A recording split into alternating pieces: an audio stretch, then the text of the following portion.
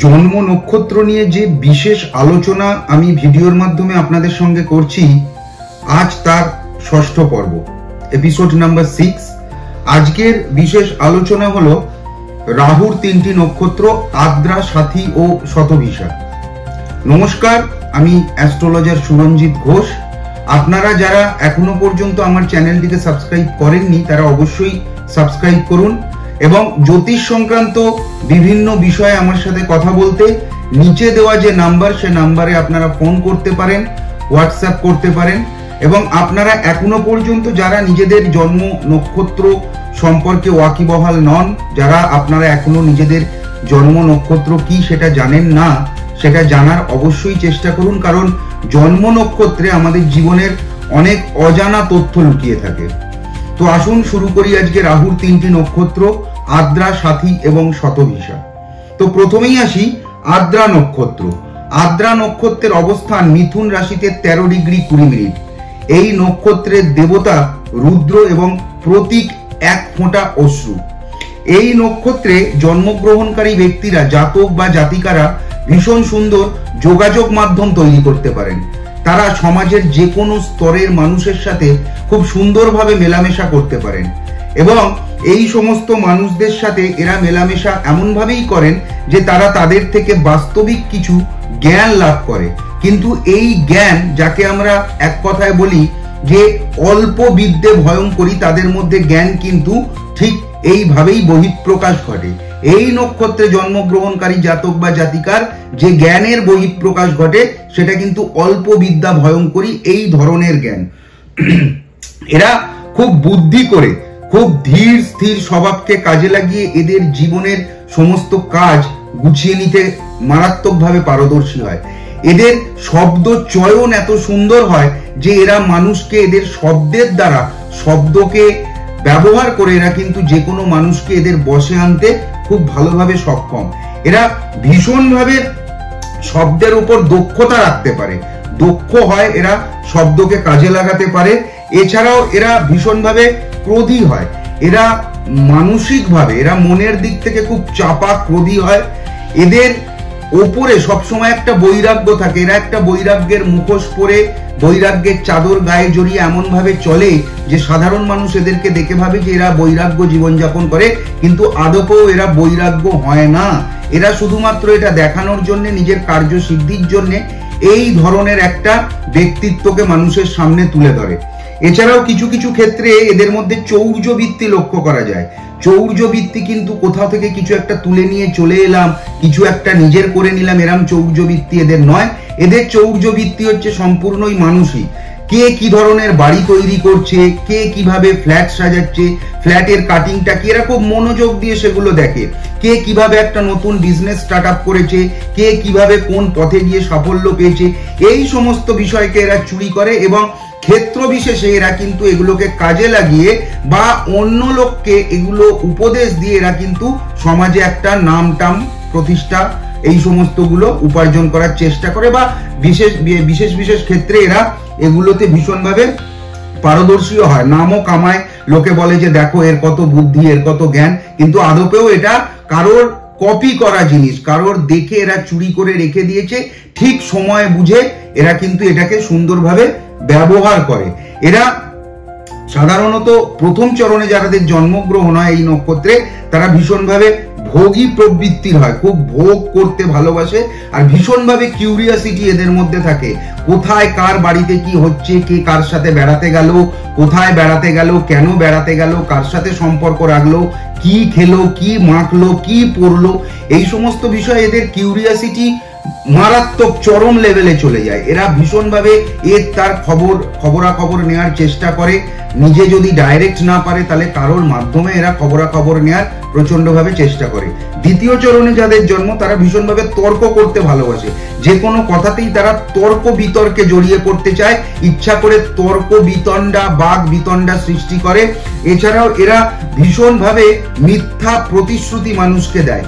হয়তো এরা জানে যে আমি একটা জায়গায় পৌঁছতে পারবো না, ওই নির্দিষ্ট দিনে ওই জায়গায় আমাকে যে ডাকছে আমি হয়তো পৌঁছতে পারবো না, সেটা আজকের দিনে দাঁড়িয়ে এরা জেনে গেলেও তারা কিন্তু ওইখানে দাঁড়িয়ে সেই লোকটাকে একটা মিথ্যে প্রতিশ্রুতি দেবে যে অবশ্যই যাব, কেন যাব না, তোমার কাছে যাব, এইরকম একটা মিথ্যে প্রতিশ্রুতি দেয়। এবং সেই দিনটা যেদিন আসে সেই দিনেও তারা একটা মিথ্যা কোনো বচন, মিথ্যা কোনো কথা বলে সেই ব্যাপারটা থেকে এড়িয়ে নিজেদেরকে বার করে নেয়। এই প্রবৃত্তি তাদের মধ্যে প্রায়শই দেখা যায়। তৃতীয় চরণে যাদের জন্ম তারা প্রচন্ড লাগান ভাগান করতে পারে। আমার কথা, আপনার কথা, অন্য লোকের কথা অন্য লোককে লাগান ভাগান করে, ঠিক সময় বুঝে, এমন সময় বুঝে করে যে ক্ষেত্রে কিন্তু একটা মানুষের সাথে একটা মানুষের যে ভালো সম্পর্ক সেই সম্পর্ক এরা নষ্ট করে দিতে পারে। এই শুধুমাত্র একে অপরকে, একের কথা অপরকে বলে এরা এই লাগান ভাগানটা করে। এছাড়াও এরা খুব সৎভাবে চলতে না পারার কারণে এরা কিন্তু সব ক্ষেত্রেই সব বিষয়কে একটু গুলিয়ে দেয়। আপনি একটা ভালো পরিকল্পনা করে এগোতে যাবেন, এদেরকে যদি বলেন, এরা যেহেতু নিজেরা খুব একটা সৎ নয়, সরল পথে চলতে পছন্দ করে না, তাই এরাও কিন্তু সেই বক্রতার মধ্যে আপনাকে ফেলে দেবে। তাই ভীষণভাবে সাবধান, কোনো কাজ করার আগে আদ্রা নক্ষত্রের ব্যক্তিদের খুব একটা বিশেষ নিজের পরিকল্পনার কথা বলবেন না। এরপর আসুন চতুর্থ পদে যাদের জন্ম, আদ্রা নক্ষত্রের চতুর্থ পদে যাদের জন্ম, তারা আত্মীয়, বন্ধু বান্ধব এদের প্রতি মারাত্মক হিংসা নিয়ে চলে। কেউ যদি কোনো কিছু ভালো কাজ করে ফেলে আত্মীয় পরিজন, তাহলে এদের মারাত্মক হিংসা হয়, খুব জেলাস হয়। এরা তাদেরকে শত্রু মনে করতে শুরু করে, শত্রু মনোভাবাপন্ন তৈরি হয়ে যায় এবং তার নামে কিন্তু নিন্দা বা কথা মানুষকে বলে বেড়ায় যে হ্যাঁ ও তো ওটা করেছে, এইভাবে করেছে, এইভাবে করেছে, কিন্তু আদপেও কিন্তু সেই মানুষটা সেইভাবে করেনি। এই হিংসা থেকে, এই শত্রু মনোভাবাপন্ন একটা জায়গা থেকে কিন্তু তারা এই কাজটি করে বসে। এরপরে আসি রাহুর দ্বিতীয় নক্ষত্র স্বাতী নক্ষত্র। স্বাতী নক্ষত্রের অবস্থান শুক্রের রাশি তুলা রাশিতে 13 ডিগ্রি 20 মিনিট এবং এই নক্ষত্রের দেবতা পবন, আর এই নক্ষত্রের প্রতীক হলো ঘুরে বেড়ানো। এই নক্ষত্রের যারা জাতক বা জাতিকা হয় তারা মারাত্মকভাবে কথা বলতে পছন্দ করে, তারা কথা বলে মানুষকে অ্যাট্রাক্ট করতে ভীষণভাবে পছন্দ করে। এই জাতক বা জাতিকারা, এই নক্ষত্রে জন্মগ্রহণকারী জাতক বা জাতিকারা, এরা কিন্তু বিভিন্ন সময় নিজের মতো করে মানুষকে চালনা করতে পছন্দ করে। এরা মনে করে যে আমি যেটা বলবো তাতেই মানুষ চললে পরে ভালো হয়। যদি কখনো কোনো মানুষের কোনো কাজে কোনো ব্যাঘাত ঘটে, কোনো কাজ যদি হঠাৎ করে করতে গিয়ে সে সাফল্য না পায়, তাহলে পরে এদের সাথে আলোচনা করলে এরা কিন্তু খুব ব্যঙ্গের একটা হাসি হাসে, বিদ্রুপের একটা হাসি হাসে এবং এরা কিন্তু সঙ্গে সঙ্গে বলে যে আমি তো বলেছিলাম, আমি তো ওই পথে চলতে বলেছিলাম। এরা ভীষণভাবে নিজের পথে লোককে চালনা করতে চায়। কিন্তু যদি এদেরকে অ্যাটাক করে সঙ্গে সঙ্গে বলা হয় যে তুমি তাহলে আমার মতো করে চলো, তুমি পারবে আমার মতো করে চলতে, তখন কিন্তু এরা একটু গুটিয়ে যায়। এরা ভীষণভাবে অ্যাগ্রেসিভ হয়, এরা ভীষণভাবে অ্যাটাকিং একটা পার্সন হয় এবং এদের মধ্যে একটা মারাত্মক বড় গুণ, সেই গুণটা হলো যে এরা এদের নিজস্ব কার্যসিদ্ধির জন্য, এরা এদের নিজের করুণ ব্যাপার, নিজেদের দুঃখের কথা এদের প্রিয়জনদেরকে ভীষণভাবে বলতে পছন্দ করে, যাতে তাদের এই কার্যটা সিদ্ধি হয়ে চলে আসে। এবং এই কার্য সিদ্ধি হয়ে যাওয়ার পর কিন্তু বেশ কয়েক বছর পর এরা কিন্তু যার থেকে উপকৃত হলো তাকে কিন্তু এরা ভুলে যায়, তাকে কিন্তু প্রয়োজনে তার বিরুদ্ধে কিন্তু এরা কটূক্তি করে, তার বিরুদ্ধে কিন্তু এরা নিন্দে পর্যন্ত করে। অন্যের দেখানো পথ ছাড়া এরা বেশিরভাগ ক্ষেত্রেই প্রতিষ্ঠা লাভ করতে পারে না। এদের জন্য সবসময় জানবেন যে পেছনে কেউ না কেউ এদের পথ দেখিয়েছে, তবেই এরা প্রতিষ্ঠা পেয়েছে। কিন্তু এদের মনোভাব এমন হয়, এদের অ্যাটিটিউড এমন হয় যেন নিজের থেকেই এরা সবকিছু করে ফেলেছে। এই নক্ষত্র যেহেতু তুলা রাশিতে অবস্থান করছে এবং তুলা রাশির অধিপতি যেহেতু শুক্র, সেই কারণে এই নক্ষত্রের জাতক জাতিকাদের বিপরীত লিঙ্গের মানুষের সাথে খুব ভালো ঘনিষ্ঠতা, খুব ভালো বন্ধুত্ব দেখতে পাওয়া যায়। এদের কিন্তু যে লিঙ্গের মানুষ, তার বিপরীত লিঙ্গের মানুষের জন্য এদের জীবনে উন্নতিও বেশি হয় এবং বিপরীত লিঙ্গের মানুষরা কিন্তু এদের মারাত্মকভাবে সাপোর্ট করে। কিন্তু এদের এই রিলেশন, এদের এই সম্পর্ক বিপরীত লিঙ্গের সাথে খুব বেশি দিন এরা টিকিয়ে রাখে না, কারণ এরা বরাবরই ভীষণভাবে স্বার্থপর হয়, নিজের স্বার্থটা ভীষণভাবে গুছিয়ে নেয়।